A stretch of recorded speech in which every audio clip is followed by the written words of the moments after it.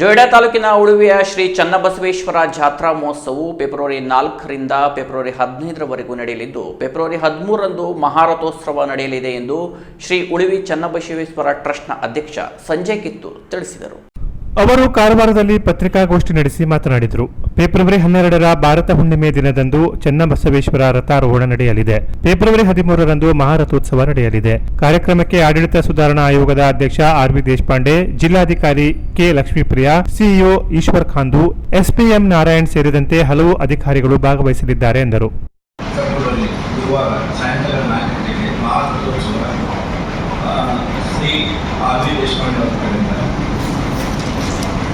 ರಥಕ್ಕೆ ಪೂಜೆ ಸಲ್ಲಿಸುವ ಮುಖಾಂತರ ಚಾಲನೆ ನೀಡುವರು.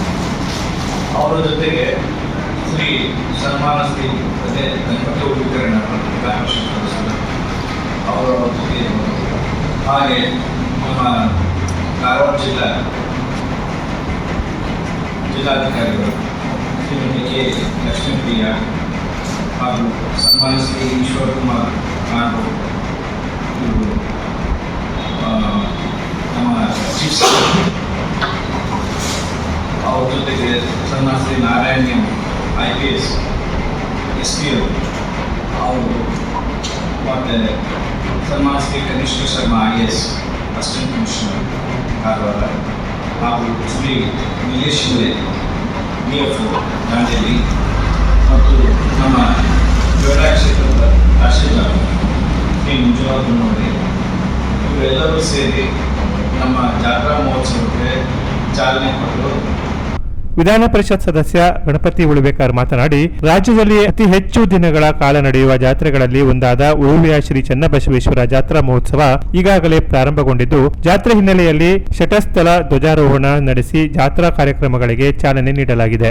ಜಿಲ್ಲಾಡಳಿತ ಹಾಗೂ ತಾಲೂಕಾಡಳಿತ ಹೆಚ್ಚಿನ ಮುತುವರ್ಜಿ ವಹಿಸಿ ಜಾತ್ರೆಯ ವ್ಯವಸ್ಥೆಗಳನ್ನು ನೋಡಿಕೊಳ್ಳುತ್ತಿವೆ. 1.5 ಕೋಟಿ ವೆಚ್ಚದಲ್ಲಿ ಕುಡಿಯುವ ನೀರಿನ ವ್ಯವಸ್ಥೆಯನ್ನು ಕೈಗೊಂಡಿದ್ದು ಈಗಾಗಲೇ ಉದ್ಘಾಟಿಸಲಾಗಿದೆ.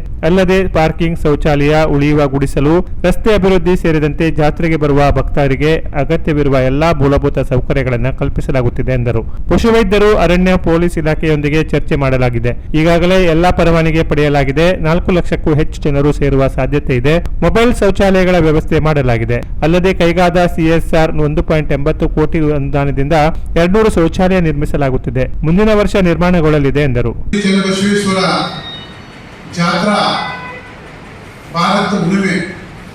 ಭಾರತ ಹುಣ್ಣಿಮೆ ದಿವಸ ಈ ಜಾತ್ರಾ ಮಹೋತ್ಸವ ಆಗುತ್ತೆ.